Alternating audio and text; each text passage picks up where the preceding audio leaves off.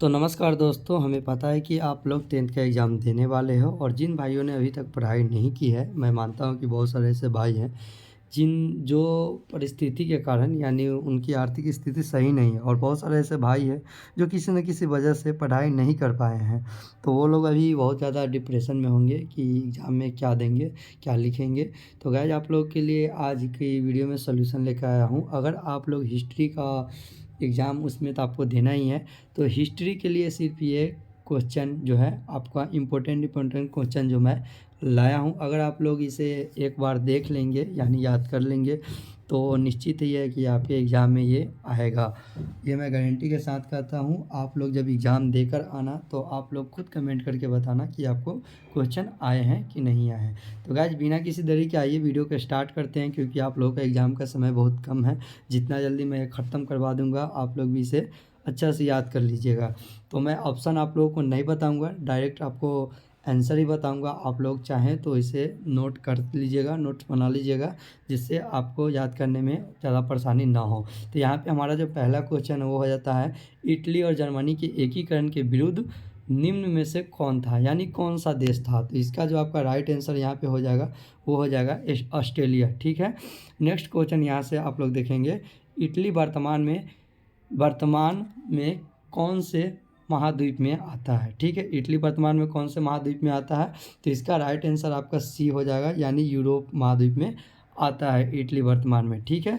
अगला क्वेश्चन देख लेंगे, फ्रांस में किस शासन वंश का पुनः स्थापना वियना कांग्रेस द्वारा की गई थी।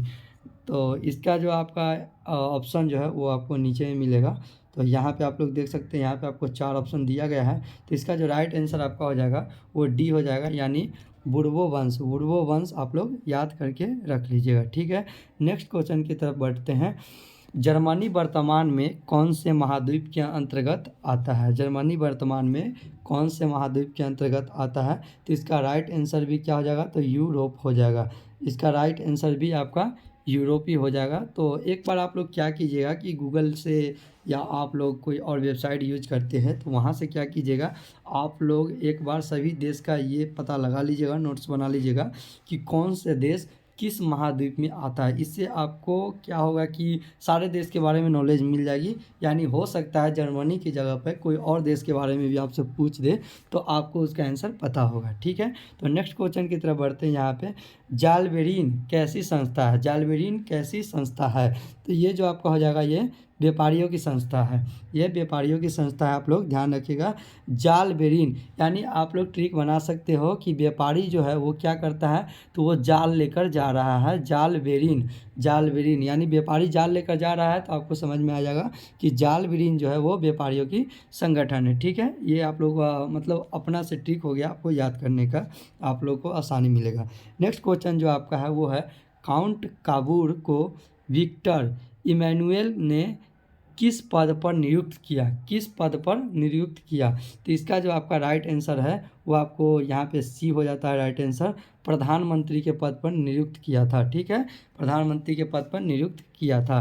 नेक्स्ट क्वेश्चन की तरफ बढ़ते हैं। यहाँ पे मेजनी का संबंध किस संगठन से था।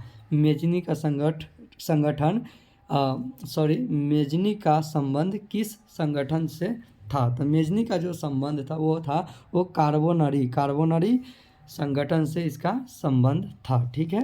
नेक्स्ट क्वेश्चन की तरफ बढ़ेंगे, फ्रांस और प्रसा के बीच में सन 1870। अब यहाँ पे गाइज आप लोग को एक और क्वेश्चन देखने को मिल जाएगा कि सबसे पहले तो आप लोग ये क्वेश्चन देखिए, फ्रांस और प्रसा के बीच सन 1870 में युद्ध कहाँ हुआ था। तो इसका तो पहले राइट आंसर आपका हो जाएगा सेडोन में। ठीक है, सेडोन में। तो ये आपका राइट आंसर इसका हो गया। अगर आप लोगों से पूछ दे कि फ्रांस और प्रसा के बीच युद्ध कब हुआ था, तो इसका भी ये आंसर हो गया आपका 1870 ईस्वी। तो इसे भी आप लोग याद कर लीजिएगा। गाइज आप लोगों को क्वेश्चन कुछ एक्स्ट्रा भी खुद से बनाना पड़ेगा। जगह पूछे तो सेडोन हो जाएगा, और कब हुआ था तो 1870 ईस्वी में हुआ था। ठीक है गाइज। नेक्स्ट क्वेश्चन की तरफ बढ़ते हैं। यहाँ पे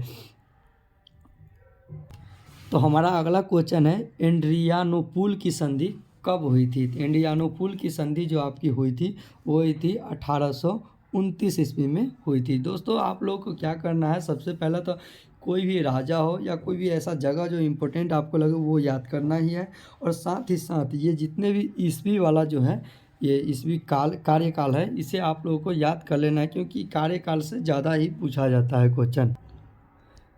तो अगला क्वेश्चन देख लेते हैं यहाँ पे, नेल्पस की क्रांति कब हुई थी? नेल्पस की क्रांति कब हुई थी? तो नेल्पस की जो क्रांति है वो 1821 ईस्वी में आपकी हुई थी। ठीक है, नेल्पस की क्रांति 1821 ईस्वी में, हाँ सही है, नेल्पस की क्रांति 1821 ईस्वी में ही हुई थी। नेक्स्ट क्वेश्चन हमारा है, सेडोन का युद्ध किसके बीच हुआ था? तो गाइज आप लोग को अभी ऊपर मैंने बताया था, जिसमें से 2 क्वेश्चन कि 1870 में हुआ था, किसके बीच हुआ था? तो यहाँ पे मैंने आपको ये भी बताया था कि ये जो युद्ध हुआ था वो फ्रांस और प्रसा के बीच हुआ था। कहाँ हुआ था? तो सेडोन में हुआ था। और कब हुआ था? तो इसका आंसर मैंने आपको बताया था कि 1870 ईस्वी में हुआ था। इसलिए मैं आपको बोल रहा हूँ कि आप लोगों को क्वेश्चन कुछ एक्स्ट्रा भी सोचना पड़ेगा, क्योंकि एग्जामिनर जो है, जो आपको क्वेश्चन देगा वो आपके हिसाब से क्वेश्चन थोड़ी देगा, वो अपने हिसाब से देगा। देखिए यहाँ पे मैंने अभी कुछ देर पहले ही आपको कराया था कि फ्रांस और प्रसा के बीच 1870 में युद्ध कहाँ हुआ था। तो यहाँ पे देखिए यही क्वेश्चन पूछ दिया है कि सेडोन का युद्ध किसके बीच हुआ था। ठीक है, तो आप लोग कुछ थोड़ा एक्स्ट्रा भी सोचकर चलिएगा। तो नेक्स्ट क्वेश्चन यहाँ पे देख लेते हैं, ऐतिहासिक द्वंद्ववाद की व्याख्या किसके द्वारा किया गया था?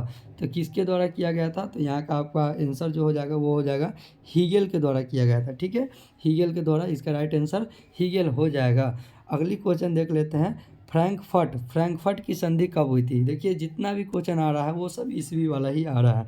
फ्रैंकफर्ट की जो संधि हुई थी वो क्या हुआ था? तो 1871 ईस्वी में आपका हुआ था। 1871 ईस्वी में ये सही आंसर आपका हो जाएगा। नेक्स्ट क्वेश्चन यहाँ से देखते हैं, जर्मन राइन राज्य का निर्माण किसने किया था? तो जर्मन राइन राज्य का जो निर्माण किसने किया था? तो नेपोलियन बोनापार्ट ने किया था। इसे आप लोग याद रख लीजिएगा, नेपोलियन बोनापार्ट। ये जितने भी क्वेश्चन हैं सभी इंपॉर्टेंट क्वेश्चन है, और संभावना है 100% संभावना है कि ये आपके एग्जाम में पूछा ही जाएगा अब की बार, क्योंकि ये जितने भी क्वेश्चन है आज से बहुत जितने भी सारे एग्जाम हुए हैं वो सभी में ये पूछा गया क्वेश्चन है, तो आप लोग इसे याद कर लीजिएगा।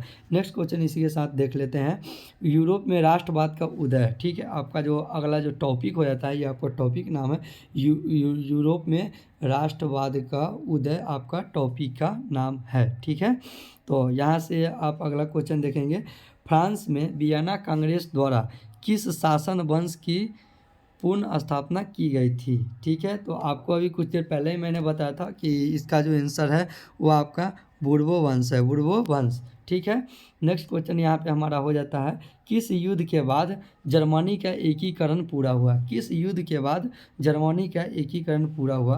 तो इसका जो राइट आंसर हो जाएगा वो आपका सेडोन का युद्ध हो जाएगा। सेडोन का युद्ध कब हुआ था? तो 1870 में हुआ था। किसके बीच? तो फ्रांस और प्रसा के बीच हुआ था। ठीक है, फ्रांस एवं प्रसा के बीच हुआ था, ये भी मैंने आपको बताया था अभी थोड़ी देर पहले। ठीक है, तो आप लोग ये क्वेश्चन आप लोग देख सकते हैं कितना ज़्यादा इंपॉर्टेंट, तो आप लोग इसे याद कर लीजिएगा। ठीक है, तो नेक्स्ट क्वेश्चन की तरफ बढ़ते हैं, यंग यूरोप का स्थापक कौन है? यंग यूरोप का स्थापक कौन है? तो इसका जो आंसर हो जाएगा वो हो जाएगा मेजनी। मेजनी जो है वो यंग यूरोप का संस्थापक है। ठीक है, मैं स्थापक बोल दिया था, सॉरी, यह संस्थापक है, यानी यंग यूरोप का संस्थापक मेजनी है। ठीक है, नेक्स्ट क्वेश्चन की तरफ बढ़ते हैं, यूरोप का मरीज किसे कहा जाता है? यूरोप का मरीज किसे कहा जाता है? तो इसका जो राइट आंसर हो जाएगा वो तुर्की हो जाएगा। तुर्की जो है वो क्या है? तो यूरोप का मरीज इसे कहा जाता है। ठीक है, मरीज है या नहीं है वो तो बात की बात है, लेकिन कहा जाता है। ठीक है, अगला क्वेश्चन देखेंगे, वियना कांग्रेस कब हुआ था? वियना कांग्रेस कब हुआ था? तो वियना कांग्रेस जो है वो 1815 ईस्वी में हुआ था। ये आपका राइट आंसर हो जाएगा, वियना कांग्रेस 1815 ईस्वी में हुआ था। अगला क्वेश्चन देखेंगे, जर्मनी के एकीकरण का प्रमुख वास्तुकार कौन था? जर्मनी के एकीकरण का प्रमुख वास्तुकार कौन था? तो इसका जो राइट आंसर हो जाएगा वो बिस्मार्क हो जाएगा। बिस्मार्क इसका राइट आंसर हो जाएगा। नेक्स्ट क्वेश्चन की तरफ बढ़ते हैं। इटली के एकीकरण में निम्नलिखित में से किसका संबंध नहीं था? इटली के एकीकरण में निम्नलिखित में से किसका संबंध नहीं था? तो इसका जो राइट आंसर है वो बिस्मार्क का इसमें कोई संबंध नहीं था। ठीक है, संबंध नहीं था, बिस्मार्क का संबंध नहीं था। ठीक है, आप लोग याद रखिएगा। नेक्स्ट क्वेश्चन की तरफ बढ़ते हैं। 1830 की क्रांति के बाद फ्रांस में किस प्रकार का शासन स्थापित हुआ था? 1830 की क्रांति के बाद फ्रांस में किस प्रकार का शासन स्थापित हुआ था? तो इसका राइट आंसर आपका हो जाएगा, वो हो जाएगा संवैधानिक राजतंत्र, संवैधानिक राजतंत्र। ठीक है, नेक्स्ट क्वेश्चन की तरफ बढ़ते हैं। जर्मनी के एकीकरण के लिए कौन उत्तरदायी था? जर्मनी के एकीकरण के लिए कौन उत्तरदायी था? तो इसका राइट आंसर आपका हो जाएगा बिस्मार्क। बिस्मार्क इसका राइट आंसर आपका हो जाएगा। अब नेक्स्ट क्वेश्चन देखेंगे यहाँ पे कि 1871 में कौन सी संधि हुई थी? ठीक है, 1871 में कौन सी संधि हुई थी? तो फ्रैंकफर्ट की संधि हुई थी। आप लोग इसे भी याद रखिएगा, फ्रैंकफर्ट की संधि हुई थी। नेक्स्ट क्वेश्चन यहाँ से देख लेते हैं क्या है। तो गैलीबाल्डी पेशे से क्या था? गैलीबाल्डी जो था वो पेशे से क्या था? तो गैलीबाल्डी पेशे से नाविक था। गैलीबाल्डी पेशे से नाविक था। दोस्तों आप लोग इसे भी आप ट्रिक से याद कर सकते हैं। यहाँ पे देखिए बाल्टी लिखा हुआ है, तो इसे आप लोग क्या कीजिएगा कि बाल्टी है, ठीक है, एक बाल्टी है और वो नाविक के पास रहता है, नाविक के पास रहता है जिसमें मछली पकड़ के नाविक रखता है। यानी बाल्टी में नाविक जो है वो क्या पकड़ता है? तो मछली पकड़ता है और मछली पकड़ता है। तो बाल्टी से आपको क्या याद आ जाएगा? तो गैलीबाल्डी याद आ जाएगा। ठीक है, नेक्स्ट क्वेश्चन यहाँ से आप लोग देख लीजिएगा क्या है। यहाँ से नेक्स्ट क्वेश्चन, रक्त एवं लौह की नीति का प्रतिपादन किसने किया था? रक्त एवं लौह की नीति का प्रतिपादन किसने किया था? तो इसका जो आपका राइट आंसर हो जाएगा वो हो जाएगा बिस्मार्क। आप लोग एक काम कीजिएगा, बिस्मार्क वाले टॉपिक पर अगर आप लोग कमेंट कीजिएगा तो बिस्मार्क वाले टॉपिक पे जो है मैं अच्छे से डिटेल में वीडियो बना दूंगा, क्योंकि आप लोगों ने देखा होगा जब से मैं आपको ये करा रहा हूँ तब से बार बार बिस्मार्क का नाम आ रहा है और आप लोगों ने ये इसे क्या किया होगा, नोटिस भी किया होगा। तो आप लोग कमेंट कीजिएगा तो मैं इस पर डिटेल में वीडियो बना दूंगा। ठीक है, तो यहाँ से आप नेक्स्ट क्वेश्चन देख लेते हैं। किस देश का साहित्य एवं ज्ञान, किस देश का साहित्य एवं ज्ञान विज्ञान यूरोप वासियों के लिए क्या था? तो गाइज यहाँ से पहले थोड़ा छोटा कर देते हैं।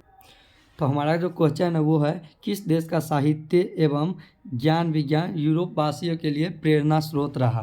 तो इसका जो आपका राइट आंसर हो जाएगा वो हो जाएगा यूनान का। ठीक है, नेक्स्ट क्वेश्चन यहाँ से देखेंगे। चार्टिस्ट किस देश में हुआ था? चार्टिस्ट किस देश में हुआ था? तो इसका राइट आंसर आपका हो जाएगा इंग्लैंड। इंग्लैंड में क्या हुआ था? तो चार्टिस्ट जो है वो इंग्लैंड में हुआ था। नेक्स्ट क्वेश्चन देखेंगे, यूनान को स्वतंत्र राष्ट्र कब घोषित किया गया? यूनान को स्वतंत्र राष्ट्र कब घोषित किया गया? तो वो किया गया था 1832 में। 1832 में यूनान को क्या किया गया था? स्वतंत्र राष्ट्र घोषित किया गया था। नेक्स्ट क्वेश्चन यहाँ से देखेंगे।